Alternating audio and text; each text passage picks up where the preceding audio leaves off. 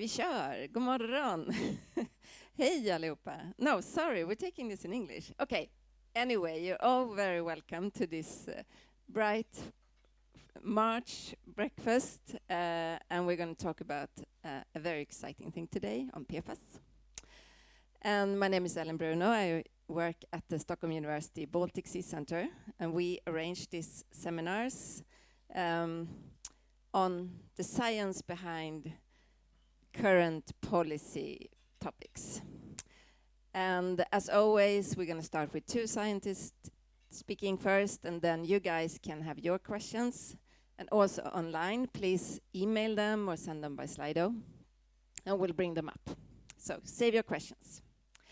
And I'm not going to try to explain what PFAS is, because it's complicated, and Ian will do that. But I want to give you the policy context on it, and it started, well, it didn't start, but I'll start with the last commission who promised to regulate PFAS better in the European Union. And some member states, they had already been on this ball for a while, and one of them was Sweden, and then decided to give up or try to find a proposal for the commission to work with. And this proposal, it came 2 years ago now, and it included a total ban on PFAS, more or less, with some exemption or more or less phase-out periods for some essential uses. It was very well received, not the least by scientists, and especially our researchers at Stockholm University. They were happy that this was an intention to regulate a group of difficult chemicals. Normally we do them one by one, but it would not be feasible with PFAS, so this was like a new approach. Very welcome. And the European Chemical Agency, they've been working on broad consultations on this since then. They try to, of course, safeguard humans, safeguard nature, but also keep important industry in Europe. And since then we have a new parliament, we have a new commission. The discussion has tilted somewhat from a total ban to a more restricted one, possibly even only on consumer products. And of course, what we are all asking us now, would that be enough? Can we contain the risks of PFAS if we only ban a fraction of them or a part of them? And to our help to answer those questions, we have two excellent researchers, as always. They are both professors at environmental organic chemistry. And we have Ian Cousins, you're from Stockholm University, and Lutz Ahrens, you're from the Swedish University of Agricultural Science. And yeah, let's go. Thank you. Take it away, Ian. Thank you very much. Good morning. Have to change the slides here, I guess. All right. I'll skip over the introduction slide. Okay, so per and polyfluoroalkyl substances, or PFAS, the production of these really ramped up after the Second World War in the 1950s, and today we have thousands of these substances in use in consumer products, but also industrial processes. Strangely, the problems with PFAS didn't really come to light until about 50 years after their production really ramped up in the 1950s. So in the early 2000s, we started to discover the problems with a few PFAS. And then after that, research gradually intensified. Actually, it was quite difficult to get funding even in the early 2000s to work on PFAS. But after about 2013, when we discovered the widespread contamination of drinking water in Sweden and in other countries, the research really intensified. So I would say from about 2013 onwards, research has really intensified on PFAS, and now it's not really that difficult to get funding. Around 2015, there was a group of scientists, including myself, who got together and thought, these are a really problematic group of substances. We should probably make a class ban on this whole group. So we wrote a paper that was published in 2015 called the Madrid Statement, calling for a broad ban on PFAS. And actually, it went surprisingly quickly from a bunch of idealistic scientists to actually coming into regulation. And so already in 2023, this idea of a broad restriction in European Union was proposed by 5 countries in Europe. And so we're going to discuss now that maybe this won't be as bold as it was originally envisioned, and maybe now it will be a more limited ban on PFAS in consumer products. To understand this whole debate about the controversy around whether we should ban them as a class or not is because you have to understand the definition of PFAS and the diversity of PFAS. Now, PFAS are an extremely broad group. They're not like PCBs, which is quite limited, sort of the structurally similar compounds. PFAS has a very broad definition, and they didn't have a definition. The first definition came in about 2012, and then the OECD definition came 2021. And it's a very broad chemical structural definition. So I won't read out the whole text, but a chemical is a PFAS if it's got a CF2 or a CF3 unit somewhere in its structure. That means the rest of the structure can be anything, and that you've got a huge number, almost infinite possibilities of other chemistry in the structure of a PFAS molecule, and it's still a PFAS. And it doesn't just include alkyl substances; it also includes aromatic substances, even though the name has alkyl in it. So it's a huge group. It includes polymers and low molecular weight substances. It includes basically the whole kind of universe of properties, from water soluble to volatile to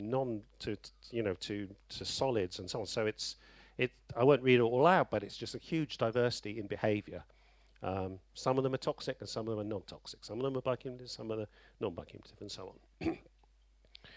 on. Just to illustrate this with some concrete examples. So the top one is I would say probably the most notorious PFAS. It's PFOS. It's got fully fluorinated chain of 8 carbons connected to a sulfonate group. This is bioaccumulative. This is toxic. This is very persistent. This is listed on the Stockholm Convention since 2009. There's no doubt that this is a problematic substance.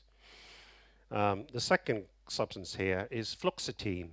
It's got one CF3 group on the end here. It's also known as Prozac. It's an antidepressant. But it is PFAS, according to the definition. But it has completely different behavior from the first substance at the top. The third substance you'll also be familiar with, because you've used non-stick cookware. This is a polymer, so this has this repeating unit in it. So it has thousands of these repeating units. And it's a solid material. You have it coated on your non-stick frying pans, but we also use it in many other Teflon tape we use to seal things. We use it in the lab quite often in our instruments after coated with Teflon. So we know what this is, and it's quite different from the first two substances, but it's still a PFAS. And the fourth is a gas. It's a fluorinated gas. It's a refrigerant. It's also just got this one CF3 group on it. And again, you can see, I just illustrate the diversity of structure and the diversity of behavior you have within PFAS, which is quite different than if you consider PCBs or pHs and other classes of chemicals that we have regulated before. So this was quite a nice paper that sort of grouped all the different, some important subgroups of PFAS and worked out what the production volumes were of the different groups of PFAS. So if you look at the major production volumes of PFAS, the ones that are used most are these fluorinated gases. So things that we use as refrigerants. There are other uses of these as well, but refrigerants is the most common use. These are used in millions of tons globally. The second are these fluoropolymers, which I mentioned before. We use very widely in society. The major tonnage is not in the consumer products, it's actually in the industrial processes. We use hundreds of thousands of tons of fluoropolymers globally. And then if we look at the substances that we actually do research on, we've done research on the last 20 years, it's this group here. And this is only thousands of tons globally. So to understand why the industry is kicking back on this broad restriction is to understand the diversity, but also to understand this tonnage, because these are the ones they're really kicking back on are the fluorinated gases and the fluoropolymers, which is not surprising because this is the biggest production volumes, biggest revenues. They really don't want these included in a restriction because they see it's important for them, but they also say there are essential uses of these in society. Especially the industrial uses, because this is, especially with the fluoropolymers, they're used very widely in many things, gaskets and valves and all sorts of things that we use in industrial processes that are quite hard to replace. So yeah, this was our idealistic idea that I was involved in this, that the idea that we should have a broad restriction on all PFAS, signed by 250 scientists. And so the question is, how do we justify this? Why did we write this? When I've already explained to you this diversity in their structure and behavior, not all are toxic, not all are bioaccumulative. Why would we suggest that all of them should be phased out when we know that they maybe are not all equally problematic? They have diverse properties. So why would we have this broad restriction? I still support it.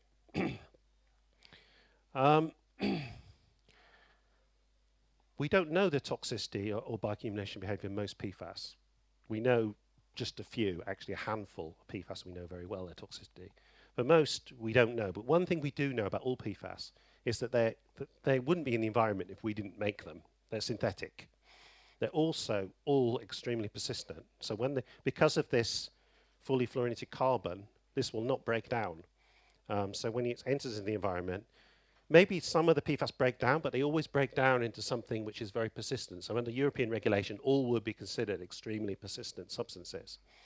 And so from an idealistic point of view, you release something into the environment that shouldn't be there, and once it's there, it just stays there forever.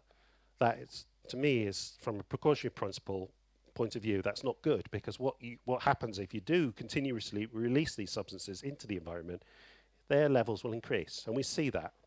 Their levels increase and increase and increase. They will continue to increase because there's no removal processes for these substances. So from an idealistic point of view, from a green chemistry point of view, we should design things which degrade in the environment. And because if we do discover a problem with these PFAS that we don't know about, we can't do anything about it. We can't reverse the contamination. We just have to wait until it dilutes and goes away. So that, from my point of view, is a problem. And we see that again and again with many substances, that persistence is driving the problems. I mean, typically we manufacture these for a few decades, then we discover the problem. We talk about it for a few more decades, and then we make a decision to ban them, and they're still there in the environment. I think there's nice parallels between PFAS and plastics, because in plastics we don't actually know the effects of many plastics, but we are concerned about them because they're persistent and accumulating. We see them everywhere in the environment, and their levels are going up all the time. It's very similar to the PFAS problem. TFA for me is like the poster child of the problem for persistence, because it's not very toxic substance. It's the smallest PFAS. It's got just one fluorinated carbon in, but it's extremely persistent. We don't think it has any natural sources. We've thought about this quite a bit. What we see is, because we continually use things which degrade into TFA, like fluorinated gases, the levels in the environment are just continuously increasing. So that's ice cores in the Arctic, that's tree leaves, and that's groundwater. So the levels are just going up all the time. And it's the dominant PFAS in our drinking water. There are micrograms per litre of this in drinking water sometimes, and we cannot remove it. There's just no way to remove it. So if we do discover a problem, at the moment we're below what we think are toxic thresholds, but we always learn more about toxicity as we study it. If we do discover a problem, we cannot reverse it. We have a global problem that we cannot solve. Fluoropolymers is so TFA, the main source of TFA are those fluorinated gases that are used in millions of tons that I talked about earlier. The main fluoropolymers is the second one, which is the industry are resisting. And they say, they're concerned about how this broad restriction will affect their business because they're making hundreds of thousands of tons of these. And they're saying it should be considered separate. Look, these have got totally different properties from other PFAS. They should be considered separately because they're polymers and they're inert substances. They don't bioaccumulate, of course. They just sit there. They're just like plastics, and they shouldn't be a concern like other PFAS. They shouldn't be grouped together with them. And they say they meet this polymer of low concern criteria. They say that they're essential for health and safety and critical for the functioning of society. And we've regulated the emissions of the fluorosurfactants like PFOA that have been used. But we should remember that there are huge problems with the life cycle of fluoropolymers. This movie, Dark Waters, was all about the releases of PFOA from the manufacture of Teflon. And the replacement processing aids like Gen-X have turned out to be regrettable substitutions. And there were a huge number of other substances released during fluoropolymer manufacturing, like fluorinated gases, which cause ozone depletion and have high global warming potential. And there's hundreds of byproducts from fluoropolymer, from the polymerization process, so polymerization byproducts. And then there's end-of-life concerns. What do we do with the fluoropolymers when we dispose of them? We incinerate them mostly, but also like for example in our batteries, what happens to all of the PVDF, which is in the cathode of our rechargeable batteries? What happens when that's recycled? We don't know, actually. We haven't done any research on it, and neither the battery industry. This is just an example of a paper where we showed huge amounts of fluorinated gases, which are ozone-depleting chemicals, and gases which have very high global warming potential. So there's a huge number of substances released from fluoropolymer manufacturing. Most of this is under the radar and is not talked about, obviously, by the industry, but it's of a huge concern, in my opinion.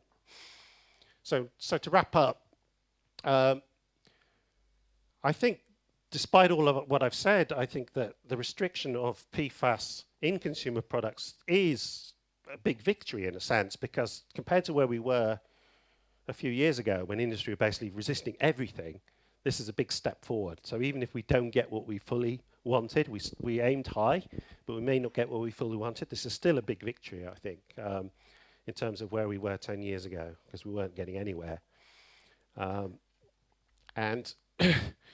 It seems that everywhere, not just in Europe, but fluoropolymers are going to be exempted. In Canada, I saw they were also exempted in Canada. So I think this is something I see happening. But I'm not going to give up, because I know there's huge emissions from fluoropolymer manufacturing, and these have to be regulated more strongly.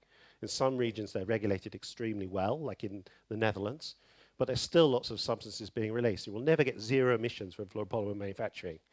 I think restricting them would have been a good idea, because then that would, by restricting their usage just where they're essential, would have reduced their emissions. So that's why we were aiming to restrict them as well. These fluorinated gases, they're causing this huge rise of TFA in the environment, which I also think is a concern. So this is another area where the industry say fluorinated gases are not like other PFAS, we shouldn't ban them, but I think they're problematic. And from our work, we know there are alternatives for many of these uses. We don't need PFAS in many cases. We've made a big alternative database, and we know that there are alternatives for many of these uses. So I think we should carry on, and in my view, the strong regulation of PFAS is vital, and it helps incentivize innovation into finding alternatives, green chemistry alternatives, which I think we can definitely do and should do. So that's basically what I would like to say. Thank you. Thank you, Jan.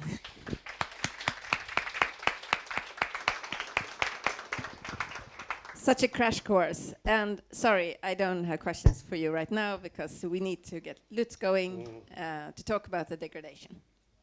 Yes, thank you very much. Yeah, you can hear me. So yeah, my name is Lutz Ahrens, and I will continue talking about PFAS. It's a bit more on environmental fate and also about remediation methods. And here I show a map. It has been a project, Forever Pollutants, and they have mapped all these PFAS pollutants in Europe. And you can actually go to the homepage and click on the different sites. And as you can see, we can see PFAS is everywhere. And more contaminated sites are discovered every day. So there are a lot of hotspot areas where we have very high levels of PFAS in Europe or in Sweden. And how do they get in the environment? As Ian already said, we have the industry. We have a lot of consumer products which contain PFASs. Firefighting foam is a very important source. There are a lot of fire training facilities in Sweden where they have used over decades PFAS-containing foam, and the PFASs have released into the environment. It's a big problem in Sweden. And then in end of life, once the products are used, they end up on a landfill, or we have a wastewater treatment plant, and from there, they can be released into the environment, both in the aquatic and terrestrial environment. And from all these different sources, they can go into the food, and also we can be exposed by these chemicals. So a lot of pathways how these PFASs are circulating in the environment. And these are forever chemicals, so they are so persistent, they stay in the environment and just circulating in the environment. In the following, I will talk a bit more about the drinking water problematic of PFAS contamination. And in Sweden, the drinking water, 50% comes from surface water, 25% of groundwater, and 25% of artificial infiltration. And there are a lot of threats right now of our drinking water because of PFAS pollution. And drinking water is one of the main food stuff. We drink every day 2.5 liters of water, and this is one of the main contamination source for humans. And to show this a bit more in detail, I would like to show a case study, and I will move now to Uppsala. So in Uppsala, we have a military airport in the north, which is highlighted in the top corner, where they have used PFAS-containing firefighting foam over decades, and these PFASs have leached into the groundwater and then transported from the north to the south with the groundwater pathway. And in Uppsala, we are using the groundwater for drinking water production. So you can see there's 2 drinking water plants in yellow, one is in the north, one in the south. And especially the drinking water plant in source was in the middle of the plume, basically, where we have high levels of PFASs. And when we look at a conventional drinking water plant, the PFAS going into the plant and going out is basically the same. These drinking water plants are not designed to remove organic micropollutants such as PFASs. They're designed to remove organic matter, particles, any kind of taste, and very important bacteria and viruses, but they're not designed to remove PFASs. And this is exactly what we saw in Uppsala, that very high levels of PFASs in our drinking water. And this was discovered 2012. And then the Swedish Food Agency acted really, really fast. Based on the discovery of PFASs in the drinking water in Uppsala, they made the first guideline values for drinking water in Sweden. This was 2013. At this time, they had 7 PFASs included. These were the most known at this time point. And they had quite strict guideline of 90 nanogram per liter. So in Europe, we were one of the first countries we have quite strict guideline values of PFAS in drinking water because of this discovery of drinking water in Uppsala. In 2016, they updated it. They included 11 PFASs. And then finally, 2020, the European Parliament took it up on the agenda, and they made a regulation that all the European countries have to implement a drinking water guideline. So they included 20 PFASs, and they also included total PFAS with a limit of 500 nanogram per liter. So now all the countries in Europe, they must fulfill at least this standard. And this is what Sweden also did. Sweden, the National Food Agency, they have implemented this. Instead of 20, they included 21. You can be always more strict as a European guideline. And on top of it, they included 4 PFASs. It's PFHexaS, PFOS, PFOA, and PFNA. And due to the EFSA guideline values, that these 4 PFASs have shown especially high toxicity. So from 26, in January 26, so less than 1 year from now, we have 4 nanogram per liter. Now, these are really, really, really low levels. It's just a tiny, tiny drop in a big Olympic swimming pool. So these levels will be very, very challenging for drinking water producers to fulfill 4 nanogram per liter.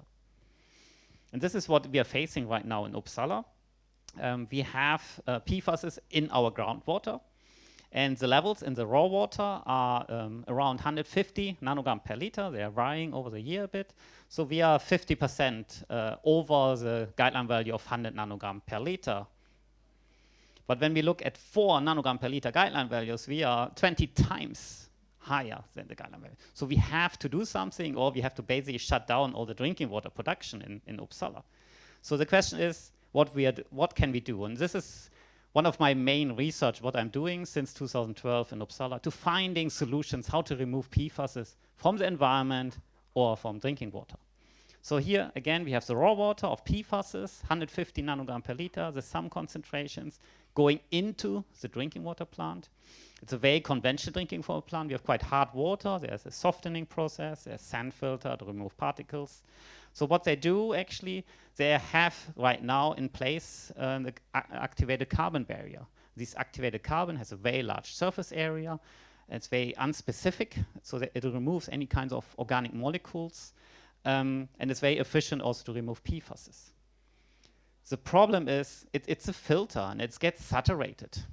And after time, they have to reuse or regenerate it. So what they do, they put it on a truck. The truck brings the activated carbon to Germany. It's get regenerated. The same activated carbon put again on the truck, transported back to Uppsala, and they put the same activated carbon, regenerated activated carbon back on place. So every 8-9 months, they have to do this for each of these filters. And this costs a lot of money. This costs millions of krona every year, but it's efficient in terms of removing of PFAS, but it's very costly. Then they have disinfection. So the levels right now are around 10, 25 nanogram per liter, so well below the guideline. And even right now, they fulfill the new guideline value of 4 nanogram per liter, so they're just below 4 nanogram per liter for the PFAS 4. But we want to be better, so I'm working on a new project to improve it, to make it more sustainable, make it more cost efficient. So here again, the raw water, what we have, is the same treatment process. And right now we are working a lot on membrane techniques, nanofiltration, reverse osmosis membranes, which are much more efficient and in terms of removing of micropollutants. However, then you get a waste stream, which you need to treat. So we do also a lot of a treatment train to take care of the waste stream using foam fractionation, electrochemical oxidation. And here we are reaching even lower levels. They're almost non-detectable, any kind of PFASs. And it's a very efficient method in terms of removing PFASs, but also any other type of organic micropollutants. When we look more on the holistic way, what kind of treatment options do we have? And I try to plot them on a stage of development, which we see on the y-axis, from more experimental lab scale until mature full scale. And then on the x-axis, we can see not viable or very feasible method. And when we look at the top corner, these are activated carbon anion exchange. These methods are already used in full scale. They're very efficient in removing PFASs. The problem is they get saturated, you have to replace them, but it's an efficient method. Membranes are very useful, foam fractionation, phytoremediation. All these methods are used already in full scale and very efficient in removing PFAS. But there's also a lot of research going on I cannot go into detail on developing new treatment techniques which are more sustainable, maybe more cost efficient, and especially also to destruct the PFAS. It's very, very difficult to destruct PFAS. They're very, very strong CF bond. So you need a lot of energy, which means a lot of cost to destruct them. So there's a lot of research going on right now. How can we take care of this problem? So in the top right corner, you see with the plus treatment options which are possible. Same for the soil, same figure again. There are treatment techniques which are already used in full scale, stabilization, soil washing, incineration, phytoremediation. But it always depends on case-to-case studies, which are most feasible. It depends which PFAS you have, what kind of levels you have, what kind of conditions you have at the site, and then the cost, of course. Is my treatment goal? What kind of levels do I need to reach with my treatment methods? And often you are combining different treatment techniques. So there are, again, for soil, a lot of treatment possibilities which are already used right now in full scale for removal of PFAS. But the take-home message is there is not one single solution to take care of all the problems. And all these different treatment techniques, they have advantages and disadvantages, and typically it's a combination of different treatment techniques you have to use to take care of the problem. So what we are doing, we're trying to separate the most contaminated part. We're trying to concentrate, and then in the end, the ultimate goal is really to destruct the PFAS. And so we are developing these treatment trains in the end to concentrate and destruct the PFAS. And all these treatment techniques, they cost a lot of money. And people say, okay, this costs, why do we do this? Is it not better just not to do anything, just leave the contamination, the PFAS on place? And a lot of people in Europe or in Sweden are actually exposed by PFAS. So this is a study from the Swedish EPA. They looked at more than 2.2 million people, so 20% of the population have levels of more than 10 nanogram per liter in their drinking water. And more than 200,000 people in Sweden have levels which are exceeding the EFSA guideline. So we are exposed by these PFAS on our everyday life. And Swedish EPA also estimate how much would it cost actually to take care of these problems, the PFAS problem. It's a very rough estimation, and there's probably not all PFAS that are included in the calculation. It's a very, very rough estimation, but they calculate 100 million, 1,000 million krona every year they have to pay. But however, if you don't do anything, so the cost of inaction means you need to pay much, much more. It's 10 to 15 times more you would actually to pay in terms of health or society costs, because all these PFAS contamination we are exposed to can lead to health effects, and this is a big society cost which we have to take care. And yeah, showing again, so in Uppsala we have this problem of PFAS. It was discovered because of analysis of blood samples. It was discovered too late. And PFAS are just the tip of the iceberg. There's so many other pollutants which we haven't really discovered yet. And so there's a lot of research what we are doing right now to discover the new PFAS. What other PFAS or other pollutants do we have or we are exposed to?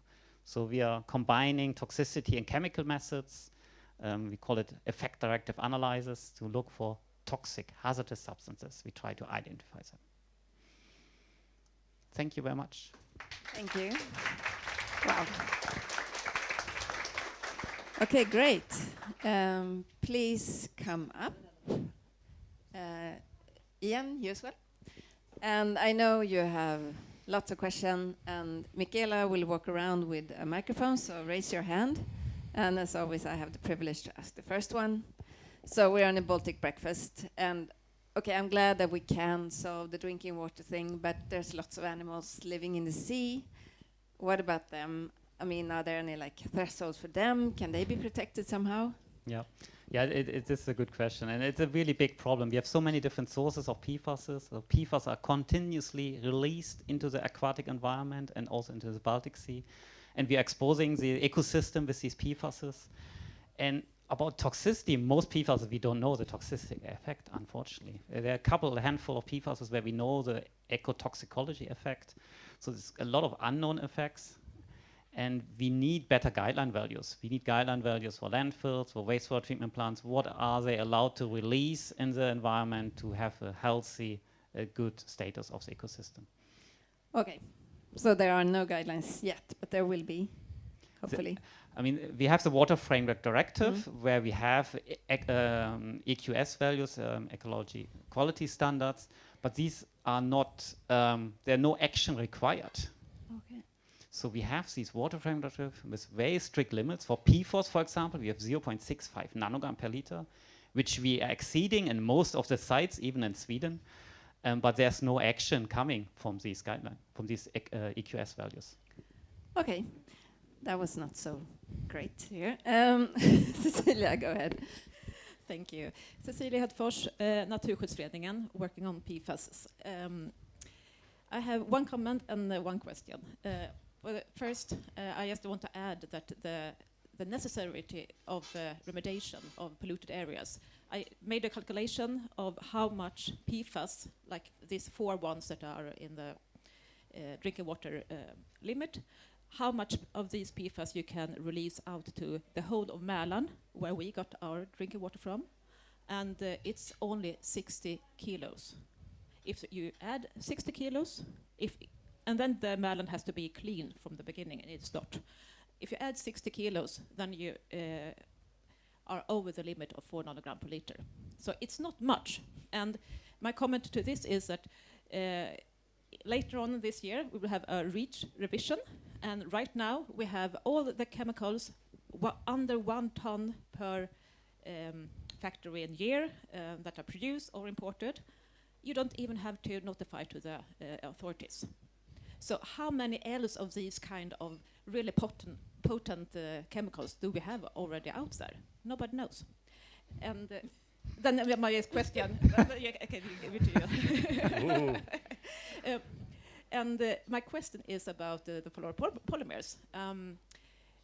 Yes, the fluoropolymers is very persistent, and the industry tells us that it's no problem with them. They are so persistent, so we won't have any problems else than the production and maybe the waste phase.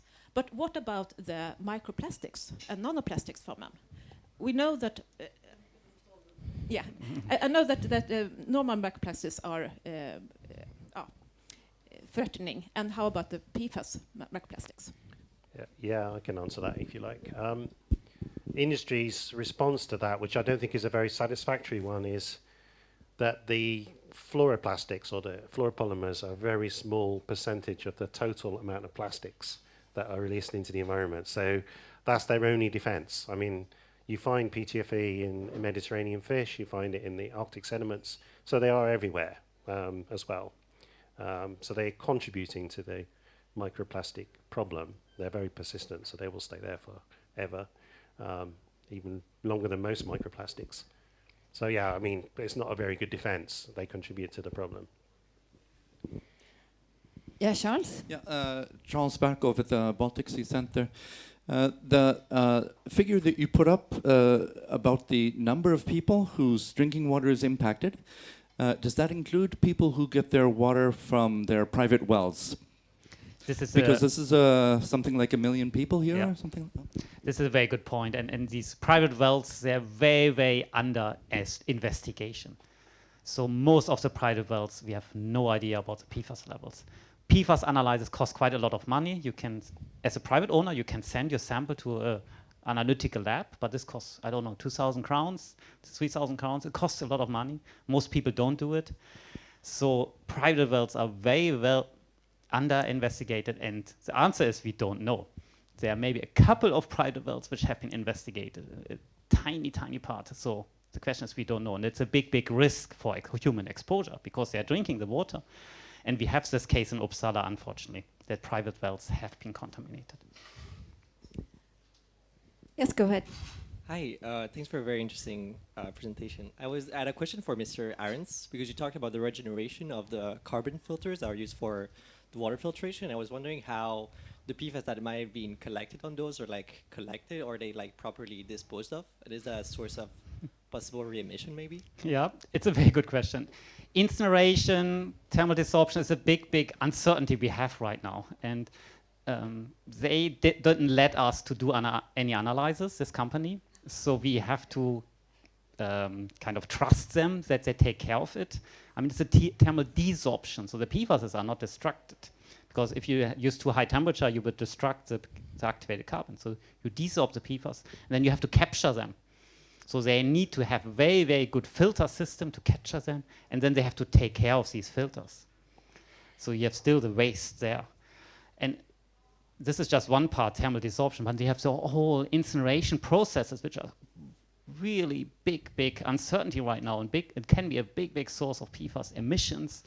We need better investigation, we need better emission limit values, we need better investigation, we need better filter techniques. That's a big, big research area right now. So the risk is that we collect them and then we burn them up again. Okay, great. Yeah, question in the end. So, Örjan Bodin, Stockholm University. Thank you very much, very interesting. So I have question here is deliberately quite simplified, but if you were to choose what might be the most cost-effective short-term solution to this, would it be to either invest in development of affordable alternatives or investing in new ways to remove the PFAS from the environment? Mm-hmm. I mean, you always need both. I mean, all the PFAS you have already released in the environment. I mean, these are forever chemicals. They will stay in the environment if you don't do anything. And then you have these continuous emissions of new PFAS coming into the environment and filling up or increasing the levels. So I think you need both. You need to do regulation on the usage, and you need treatment techniques. And maybe Ian can add more there. Well, I would. I'm not doing so much research on treatment techniques. I would say that prevention is the most effective. So investment in alternatives, and we already have alternatives. And if you look at the chemical strategy from the European Commission, the green part of the triangle, the prevention part of the triangle, is the big part of the triangle where we should, that's the idea that we should put more emphasis on prevention of pollution in the first place. You have to spend millions and millions trying to clean up the mess afterwards. that's not a good idea. Let's stop the problem right from the start. Hi, thanks again for your presentation. I was just curious if you knew what was in the marketed green Teflon pans, if they have PFAS or PFO or has something completely different. I've been curious about that when I walk through the stores. Okay, yeah, I wouldn't call them green Teflon, but you mean like green, green non-stick, like non-stick pans. Actually, there is an issue with alternatives, is that the people who provide the alternatives don't often provide much information on the chemistry of the alternatives. And they get away with it and market it PFAS-free. That's true. Because when we've tried to do alternative assessments, we often don't know anything about the alternatives, so we can't do the alternatives assessment. But the ceramics is quite often the alternative that's used in a lot of the stores in Sweden, and I think they're better than PFAS. I'm pretty sure they're better than PFAS. There are some really nice pans. I shouldn't say any company names, but there are some pans which market themselves as completely circular. So you can buy a PFAS-free pan, and then you can get it. They will recoat it for you for free. I'll give you a new pan, and so the idea is that the pan lasts your whole life, basically. So you can. I think that's a really nice circular idea for cookware. On TV, please say it. Yeah. What's that? It's a Swedish company called One Pan. Okay, there you go. Owned by Yeah. So, Yeah. yeah, so we have some questions from the internet as well, and one is on the fluoropolymers, and that's that you touched upon, but how's the progress of restriction bans of fluoropolymers in the broadband proposal under development in the EU now? I don't know actually really what the issue, whether there's. I haven't heard anything official that the fluoropolymers are going to be exempted in the EU, but I've seen it happening in many places around the world. So I have a fear that, and I think that things have changed a bit politically. So I think there's a worry about the competitiveness of European industry and whether otherwise we'll be dependent on fluoropolymers and buying them from China. But if the industry gets dies out in Europe, so there is a concern that that side is winning the argument. I have a concern that side is winning the argument in the European Commission. So I don't know the actual status because there are alternatives, so like a lot of the fluoropolymers, like I say. So there shouldn't be a problem to restrict it, but there's global forces at play here, and I don't know what the end verdict will be on fluoropolymers right now. And related question, ultimately, do you think that the strict risk management measure and best abatement techniques could control the emissions in fluoropolymer manufacturing? We see in Dordrecht, which is probably the most regulated one, the Teflon plant in the Netherlands is extremely regulated. So they've gone from emitting tons of PFOA to now emitting just a few kilograms of Gen X, which is the replacement. So it's like hugely regulated. But that's just one of the many PFAS that are emitted. So there's hundreds of PFAS that are emitted from fluoropolymer manufacturing, including the gases. So it's regulated, and I've heard that they're now saying that they've responded to the regulator and said we can't go any lower, and the regulator keeps making more demands on them, and they're saying, well, it's just we can't afford to, so we'll have to move our business. And so it's like it's difficult to stop the emissions of all of these different PFAS that are emitted during fluoropolymer manufacturing. We're way better than we were, but we're not anywhere near responsible manufacturing. And Dordrecht is the best. There are lots of bad examples in the UK and other places in Europe where the emissions are much worse. So that even within Europe, we have quite a different level of regulation in the different countries. Okay, I'm sorry. You will need to ask your questions afterwards. Researchers staying because I always have the last question. Yeah. And you have infinite power. You have to do something today. What would that be? I start with you, Lutz. Sorry to have it. You have infinite power of, to do something about the problem. Yeah. What would you do? I mean, first of all, I want to ban all PFAS in products, essential use, and then I would actually start taking care of all these hotspot areas, which we have. We have a very good maps of the hotspot areas. We have methods to do something. Right now, we don't have any guidance from the government. We need policy help makers. They need to give us guidance. What should be the levels in soil, groundwater, and the environment? And then we can start remediating these sites. This I would like to do. Okay. Yeah. So, I'm going to have to say something very similar. I mean, our mission has always been for some years now to ban all uses of PFAS except the essential uses. Now, there are some uses which can be tricky to phase out, but there are not many, I don't think. I think most of the PFAS we can phase out, and there are alternatives that work quite well. And from an idealistic viewpoint, which as an academic I can be, I think it's possible. And I know it's possible in many of the use cases, definitely in consumer products. So there are some challenges, but they're not insurmountable. If there is the will, there is a way, I'm sure.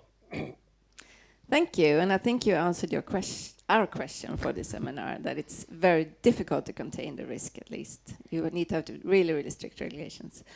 And thank you all to you guys for your engagement, your questions. And as always, they're sticking around, and the questions we didn't have answer to right now, we will answer them on the web page. And next Baltic Breakfast is on the 9th of April. It will be on the importance of the deep sea soft bottoms. Even the dead ones are important. So come and eat breakfast with us then. And thank you for today.